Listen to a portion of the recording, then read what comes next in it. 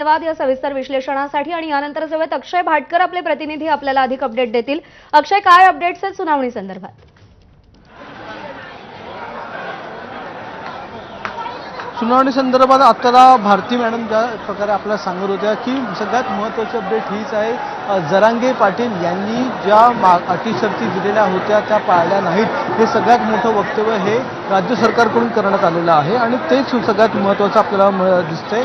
त्याचबरोबर छत्रपती शिवाजी महाराज टर्मिनस जे आहे ते अर्ध्या तासापासून त्या एका परिस्थितीचा व्हिडिओ देखील की काय नेमकं परिस्थिती सुरू आहे छत्रपती शिवाजी महाराज टर्मिनस म्हणजे या स्थानकामध्ये ही जी परिस्थिती सध्या आपण गेल्या 4 दिवसापासून अनुभवतो आहोत, ती परिस्थिती नेमकी काय आहे ते उच्च न्यायालयाला दाखवण्यात आलेलं आहे आणि एक व्हिडिओ दाखवण्यात आलेला आहे। मगाशी आपण पाहिलं की फोटो दाखवण्यात आलेले होते सरकारकडून की कशा प्रकारे वेगवेगळ्या ठिकाणी हे आंदोलक विखुरलेले आहेत। त्याचप्रमाणे आता एक व्हिडिओ दाखवण्यात आला, अर्ध्या तासापूर्वीचा हा व्हिडिओ आहे आणि त्या व्हिडिओमधून हे दाखवण्यात आलं की कशा प्रकारे शिवसैनिक स्थानकामध्ये आंदोलक हे सध्या बसलेले आहेत, त्या ठिकाणी वेढा घातलेला आहे। तर हे देखील एका प्रकारचे पुरावे जे आहेत ते कोर्टासमोर राज्य सरकारकडून सादर केले जात आहेत की कशा प्रकारे वेगवेगळ्या ज्या मागण्या होत्या त्या मागण्या आमच्या कोणत्या मागण्या होत्या आणि त्याच्या संदर्भात काय नेमकं चालू आहे हे देखील राज्य सरकारकडून कोर्टामध्ये सांगण्यात येत आहे।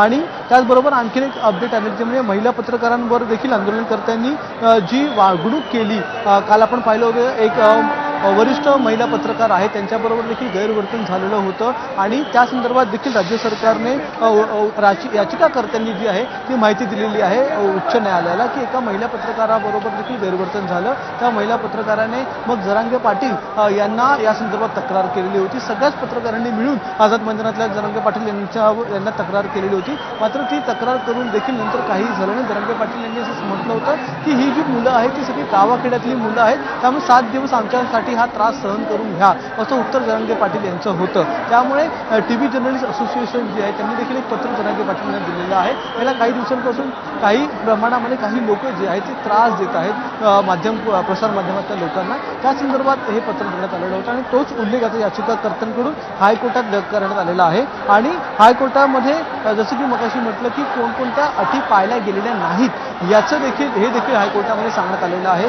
जे राज्य सरकारने सांगितलेलं आहे किंवा जे याचिकाकर्त्यांनी सांगितलेलं आहे। आता या संदर्भामध्ये हायकोर्ट देखील काय निर्णय घेतो हे महत्त्वाचं आहे, कारण की हायकोर्टाने निर्देश दिलेले होते की कोणकोणत्या अटी व्हाव्यात आणि त्या कोणकोणत्या अटींच्या नुसार हे आंदोलन व्हावं, मात्र त्या अटींच्या नुसार आंदोलन झालं नाहीये हे राज्य सरकारकडून सांगण्यात आलेलं आहे। आता यापुढे हायकोर्ट अजून एक नवीन अपडेट आलेली आहे, अनेक शाळांनी स्वतःहून सुट्टी जाहीर केलेली आहे। जसं की आपण पाहताय आज सोमवार आहे पण अनेक शाळांनी स्वतःहून सुट्टी जाहीर केलेली आहे। एका दिव्यांग विद्यार्थ्याला 5 तास वाहतुकीमध्ये अडकल्यामुळे पडतावं लागलेलं आहे, ही माहिती देखील राज्य सरकारने उच्च न्यायालयाला दिलेली आहे। आता ही सगळी जी माहिती आहे राज्य सरकार गोळा करत होतं, वारंवार जरांगे पाटील यांना सांगण्यात आलेलं होतं की तुमच्याकडून अटी शर्तींचं नियमांचं उल्लंघन केलं जातं आहे, अशी माहिती राज्य सरकारने हायकोर्टाला मगाशी दिली। मात्र आता हे देखील सांगण्यात येत आहे, पुरावे सादर करण्यात येत आहेत, व्हिडिओ फोटोद्वारे हे पुरावे सादर करण्यात येत आहेत आणि शाळांना सुट्टी जाहीर करण्यात आलेली आहे। CSMT परिसरामध्ये जर आपण पाहिलं तर BMC आहे किंवा मंत्रालय आहे, पोस्ट ऑफिस आहे, अनेक मोठमोठ्या बँक्स आहेत, स्टेट बँक असेल, शेअर मार्केट आहे, अशा सगळ्या कार्यालयांना ज्यांना शक्य आहे त्यांनी वर्क फ्रॉम होम करा असं सांगण्यात आलेलं आहे। त्यामुळे या परिसरामध्ये जी नेहमी चाकरमान्यांची वर्दळ असते ती आज केवळ या मराठा आंदोलकांची वर्दळ आपल्याला दिसून येत आहे। गाड्या कुठेही सुरू नाही आहेत, अनेक रस्ते या फोर्ट परिसर, CSMT परिसर यामधले बंद आहेत। त्यामुळे कुठे ना कुठे कोंडी झालेली आहे आणि कोंडी सोडवण्यासाठीच आज ही उच्च न्यायालयामध्ये सध्या सुनावणी सुरू आहे। मात्र या सुनावणीमध्ये हायकोर्टाच्या समोर राज्य सरकारने अनेक पुरावे सादर केलेले आहेत आणि आमच्या कोणकोणत्या परवानग्या होत्या, मग हमीपत्र काय होतं, त्या हमीपत्रामध्ये जरांगे पाटील यांनी काय म्हटलं हे हायकोर्टाने स्वतः वाचलेलं आहे। त्याच्यामध्ये पहिलाच उल्लेख जो आहे तो आमरण उपोषणाचा होता। त्यामुळे या संपूर्ण हमीपत्रामध्ये इतर ज्या मागण्या मान्य केलेल्या होत्या जरांगे पाटील यांनी, त्यामध्ये धुळक्षेपकाचा वापर असेल जो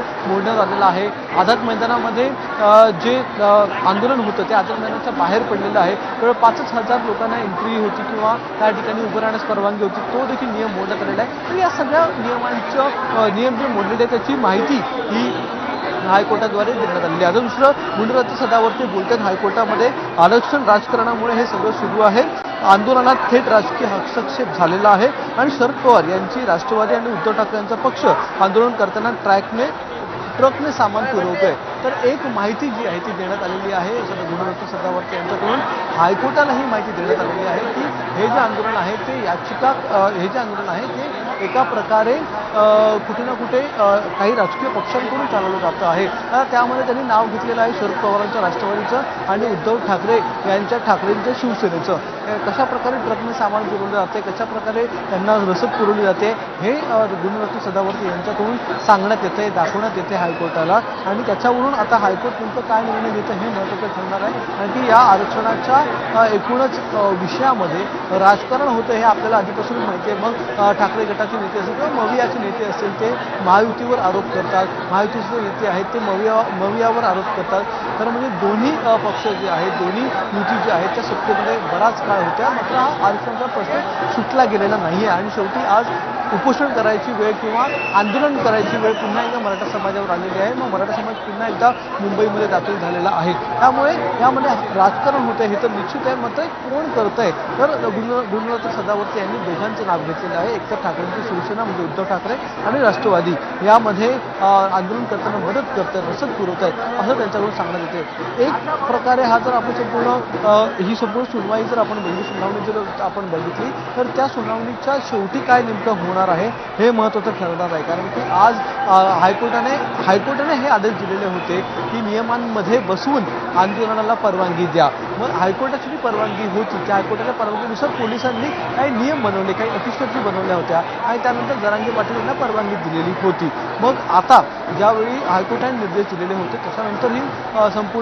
हे संपूर्ण आंदोलन झालं. मग आता हायकोर्टच या आंदोलनाच्या संदर्भात काय निर्णय घेतं याकडे सगळ्यांचं लक्ष लागलेलं आहे. पण हे खूप महत्त्वाचं आहे. बरोबर आहे अक्षय. आणि हे सगळं सांगत असताना तू उल्लेख केलास की CSMT स्थानक परिसरातले व्हिडिओज हे हायकोर्टामध्ये दाखवले गेले. जसं तू म्हणालास की कधीही जा CSMT स्थानकामध्ये नोकरदार वर्गाची मुंबईकरांची गर्दी असते. सध्याचं काय चित्र आहे CSMT स्थानकामधलं? प्रज्ञा मी तुला दाखवतोच की नेमकं काय चित्र आहे. पण आणखीन एक नवीन अपडेट यामध्ये आलेली आहे ती म्हणजे आंदोलनकर्ते हे शिवीगाळ करत आहेत. सुप्रिया सुळे यांना घेराव घालण्याचा प्रयत्न त्यांच्यावर करण्यात आला, त्यांच्यावर पाण्याच्या बाटल्या मारण्यात आल्या. महिला पत्रकार वार्तांकन करू शकत नाहीत आणि शाहीनबाग आंदोलनानुसार याची चौकशी व्हावी अशी मागणी ही सदावर्ते यांनी केलेली आहे. सगळ्यात महत्त्वाचा हा विषय आहे. शाहीनबाग हे जे आंदोलन होतं त्यामध्ये ज्या प्रकारे वेगवेगळे हस्तक्षेप होते किंवा राजकीय हस्तक्षेप होते मग त्याची चौकशी लावली गेली होती त्याच प्रकारे याही आंदोलनाची चौकशी लावावी अशी मागणी गुणरत्न सदावर्ते यांनी हायकोर्टामध्ये आता सध्या केलेली आपल्याला दिसून येते आहे. ही सुनावणी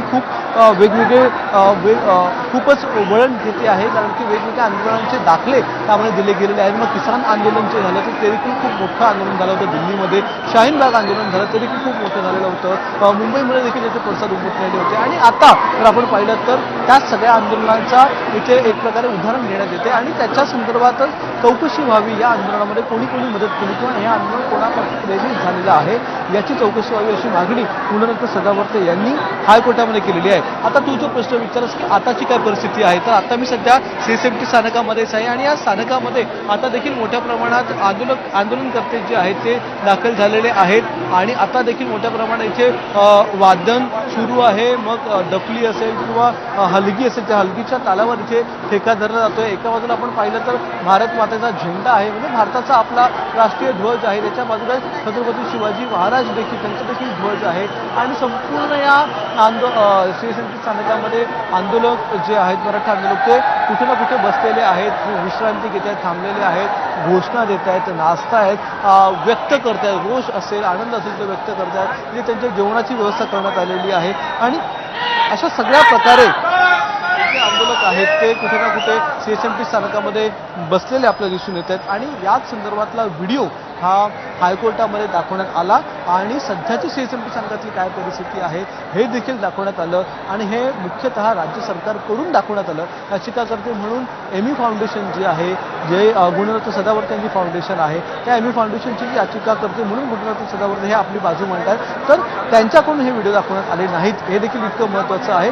राज्य सरकारनेच दाखवलेलं आहे की कोणत्या नियमांचं या ठिकाणी उल्लंघन हे हायकोर्टाचे आदेश असून देखील या जरांगे पाटील यांच्या संपूर्ण या सगळ्या मराठा आंदोलकांनी केलेली आहे. त्यामुळे आता हायकोर्ट या संदर्भामध्ये पुढची काय भूमिका घेतं किंवा काय नेमकं या सुनावणीमध्ये बोलतं किंवा या सुनावणीचा शेवट कसा होतो, आजच यामध्ये निकाल लागतो, आजच यामध्ये हायकोर्ट आदेश देतं की आदेश हायकोर्ट जे आहे ते राज्य सरकारकडे हे आदेश देण्याचं किंवा कायदा आणि सुव्यवस्था राखण्याच्या संदर्भात आदेश देतं. जर हायकोर्टाने आदेश दिले की कायदा आणि सुव्यवस्था राखा, मुंबई पुन्हा एकदा सुरू करा, आंदोलकांना कमी करा, असे जर आदेश दिले तर मात्र काय होणार, राज्य सरकार काय भूमिका घेणार, पोलीस नेमकं काय भूमिका घेणार. पोलिसांच्या संदर्भात जरी आपण पाहिलं तर पोलिसांचा संयम हा आपल्याला खरंच वाखाणण्याजोगा या ठिकाणी आहे. कारण की पुन्हा एकदा एक नवीन अपडेट आलेलं आहे. गुन्हेगार सदावर्तेच हायकोर्टामध्ये बाजू मांडतायत. आगामी निवडणुकांमुळे राज्य सरकार काही करू शकत नाही. सगळ्या मराठा संघटनांची ओबीसीतून आरक्षणाची मागणी आहे. ॲडव्होकेट आनंद काटे यांच्या वतीनं हस्तक्षेप करण्याचा प्रयत्न मात्र उच्च न्यायालयाने त्याच्यावर तीव्र आक्षेप घेतलेला आहे आणि अद्याप तुम्ही हस्तक्षेप याचिका दाखल केली नाही, त्यामुळे तुम्हाला कोणताही हक्क या ठिकाणी हस्तक्षेपाचा नाहीये असं हायकोर्टाकडून सांगण्यात आलं. तर दोन महत्त्वाचे अपडेट आता आलेले आहेत. एक तर आगामी निवडणुकांमुळे राज्य सरकार काही करू शकत नाही असं गुन्हेगार सदावर्ती म्हणतात हायकोर्टाला, आणि सगळ्या मराठा संघटना ज्या आहेत त्यांची ओबीसी मधून आम्हाला आरक्षण द्या अशी मागणी आहे. हे दोन मुद्दे गुन्हेगार सदावर्ती यांनी ठेवलेले आहेत. तर दुसरीकडे ॲडव्होकेट आनंद काटे यांच्याकडून हस्तक्षेप याचिका दाखल करण्याचा प्रयत्न करण्यात आला. ही सुनावणी सध्या सुरू आहे. या चालू सुनावणीमध्येच हा हस्तक्षेप याचिका करण्याचा प्रयत्न जो आहे तो करण्यात आलेला होता. मात्र हायकोर्टाने त्यांना थांबवलं. त्यांना हायकोर्टाने असं म्हटलेलं आहे की तुम्ही आधी हस्तक्षेप याचिका दाखल केलेली नव्हती, त्यामुळे आता तुम्हाला कोणत्याही प्रकारे बोलण्याचा अधिकार हा नाही आहे असं म्हणून हायकोर्टाने त्यांना थांबवलेलं आहे. त्यामुळे आनंद काटे आता नेमकं त्यांची याचिका कशा प्रकारे करतात किंवा हस्तक्षेप याचिका त्यांची कशा प्रकारे दाखल करतात हे बघणं इथे महत्त्वाचं ठरणार आहे आणि हायकोर्ट त्यांना बोलू देतं का हे देखील बघणं या ठिकाणी महत्त्वाचं ठरणार आहे. बरोबर. त्यामुळे हायकोर्टाच्या सुनावणीकडे सगळ्यांचंच लक्ष असेल आणि ज्या पद्धतीनं हायकोर्टानं सध्या निरीक्षणं नोंदवलेली आहेत ती अत्यंत महत्त्वाची आहेत. युक्तिवाद सुरू आहे. अक्षय, या सगळ्या युक्तिवादामध्ये सरकारी पक्षाचं नेमकं काय म्हणणं आहे, सदावर्ते नेमकं काय म्हणतायत, सरकारी हस्तक्षेपाबद्दल किंवा राजकीय हस्तक्षेपाबद्दल जरांगे नेमकं काय म्हणाले, माफ कर सदावर्ते नेमकं काय म्हणाले. राजकीय हस्तक्षेपाबद्दल सगळ्यात गुन्हेगार सदावर्ते हेच म्हणतात की सध्या येणाऱ्या महानगरपालिका निवडणुका आहेत आणि या महानगरपालिका निवडणुकांच्यामुळे राज्य सरकार हस्तक्षेप करत नाहीये. हा एक गंभीर आरोप आहे आणि गंभीर आरोप हा सदावर्ते यांनी राज्य सरकारवर केलेला आहे आणि राज्य सरकार देखील सध्या उपस्थित आहे. राज्य सरकार असं म्हणतं की आम्ही तर कोर्टाच्या निर्णयानुसार किंवा कोर्टाच्या आदेशानुसार आम्ही परवानगी दिली होती, पण आदेशाचं पालन झालेलं नाहीये. जे आंदोलक आहेत त्या आंदोलकांनी देखील आदेशाचं पालन केलेलं नाहीये. त्यामुळे हायकोर्टाने आम्हाला निर्देश द्यावे आम्ही काय करावं.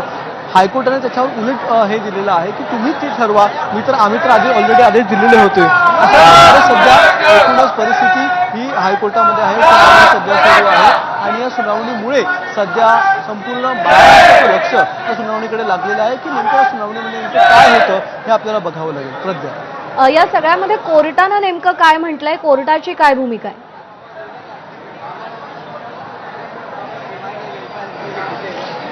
प्रज्ञा, कोर्ट असं म्हणतं आहे की कोर्टाने हायकोर्टाला अनेक प्रश्न विचारलेले आहेत. त्याच्यामध्ये या हायकोर्टाने देखील आपण पाहत आहे की हायकोर्टाने विचारलेलं आहे. गुन्हेगार सदावर्ते असतील किंवा हायकोर्टाने राज्य सरकार असेल त्यांना विचारलं की नेमकी तुम्ही कोणकोणत्या परवानग्या दिलेल्या होत्या. मग 2 दिवसाची म्हणजे शनिवार रविवार ही जी परवानगी देण्यात आलेली होती ती नेमकी परवानगी जी आहे ती कोणी दिलेली होती अशी देखील हे देखील विचारणा जी हायकोर्टाकडून राज्य सरकारला करण्यात आलेली आहे. राज्य सरकारने ते देखील स्पष्ट केलेलं आहे की 2 दिवस जे एक्स्ट्रा झालेले आहेत शनिवार आणि रविवार ही परवानगी आम्ही दिलेली नाही. ही परवानगी जी आहे त्या संदर्भात आम्ही कोणतीही भूमिका स्पष्ट केलेली नव्हती. केवळ एकच दिवसाची परवानगी जी आहे ती आमच्याकडून देण्यात आलेली होती. आता आणखीन काही अपडेट्स जे आहेत त्या यामध्ये आलेल्या आहेत आणि मराठा आरक्षणाला समर्थन करणाऱ्या वकिलांकडून हस्तक्षेप करण्याचा प्रयत्न यामध्ये झालेला होता. म्हणजे मराठा आरक्षणाच्या बाजूने जे आहेत मराठा आरक्षणाच्या बाजूने कुठे ना कुठे समर्थन करण्याचे जे वकिलांचे प्रयत्न होते ते सगळे वकील जे आहेत ते आता ॲडव्होकेट काटे जे आहेत ते मराठा आरक्षणाच्या या संदर्भातले वकील आहेत आणि त्यांनी हस्तक्षेप करण्याचा प्रयत्न केला.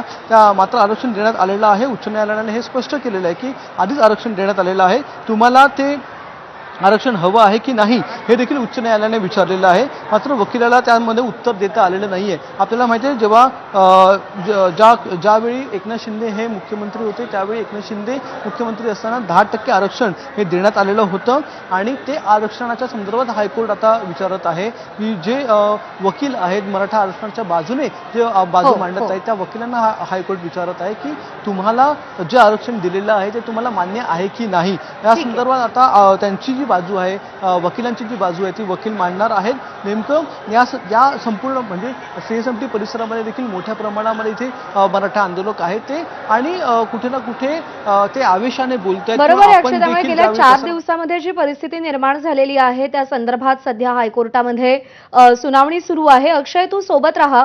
आपण हायकोर्ट परिसरामध्ये जाऊयात. आपले प्रतिनिधी राजू सोनावणी तिथून आपल्या सोबत आहेत. राजू, सुनावणी आतमध्ये सुरू आहे, बाहेर काय परिस्थिती आहे? अगदी आपण पाहतोय की हायकोर्टामध्ये या संदर्भातली सुनावणी सुरू आहे आणि हायकोर्ट परिसरामध्ये सुद्धा मराठा आंदोलक जे आहे ते जमायला सुरुवात झालेली आहे. आपण पाहिलं तर या घडीची एक महत्त्वाची अपडेट आमच्या